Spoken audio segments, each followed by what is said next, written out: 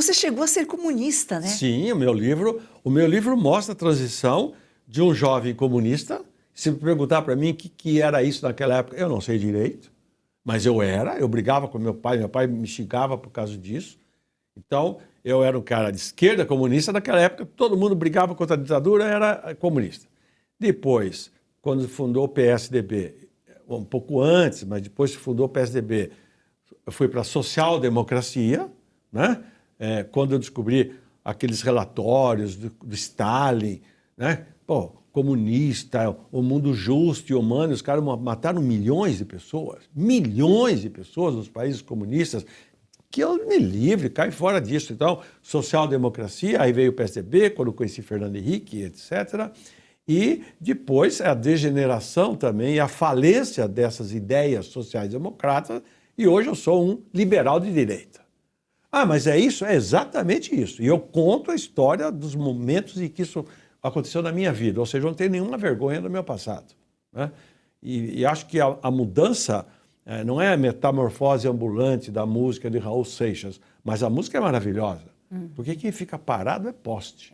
Eu nunca fiquei parado. Então, isso aconteceu. Aí eu fui apoiar Bolsonaro, o Fernando Henrique falava para mim, mas o Bolsonaro queria matar a gente, lembra? Precisa matar 30 mil pessoas, a começar do Fernando Henrique. E eu dizia, não, mas foi uma forma de expressão dele, etc. Fui apoiar o Bolsonaro, migrei completamente para cá, depois achei que o negócio da pandemia, não gostei. Hoje eu sou uma pessoa independente, mas o meu pensamento é liberal. O Brasil só vai para frente se nós nos livrarmos do governo.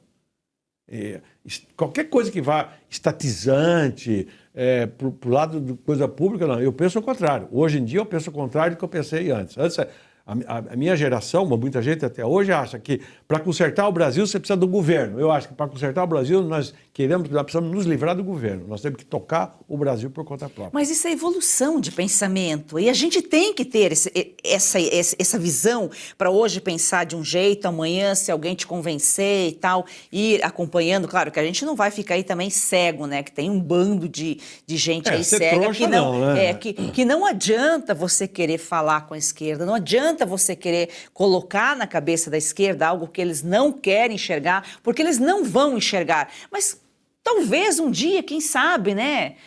Então hoje não existe esse diálogo saudável. Eu acho que o teu livro ele vai ser nostálgico. Ele é nostálgico para quem viveu aquele tempo e pensar, poxa, aquele tempo eu era feliz, não sabia. Existia política, existia um debate de verdade, as pessoas podiam debater, podiam conversar.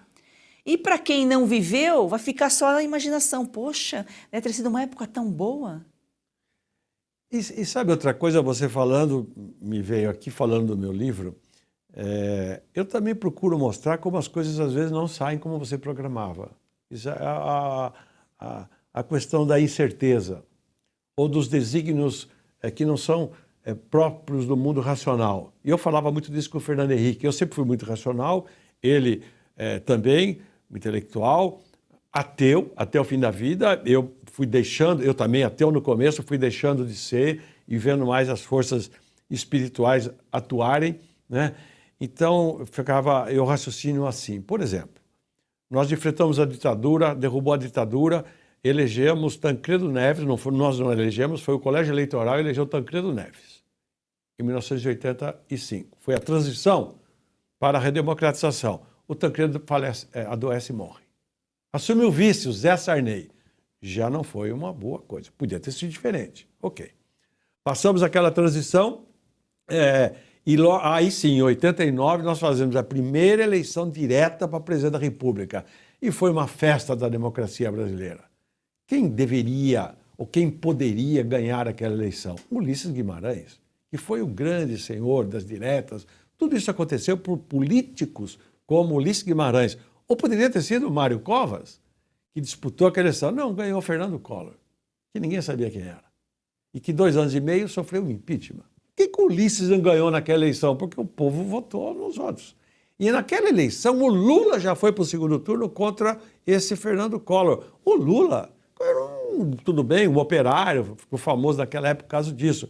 E eu um dia perguntei para o Fernando Henrique, bota isso no livro, e se o Lula tivesse ganho aquela eleição, não teria sido melhor? Já arrebentava logo. Por que Por que o Lula deu certo? Porque ele pegou carona no Plano Real do Fernando Henrique. É.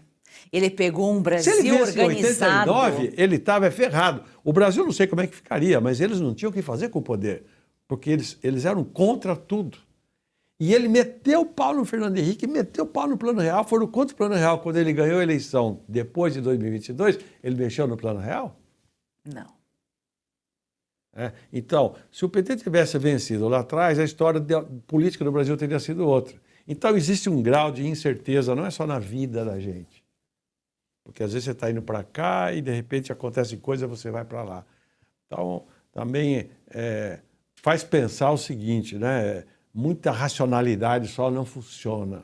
Por isso que é preciso ser tolerante, por isso que é preciso ter valores acima desses valores, como eximos que nós estamos vendo hoje dominar a política brasileira.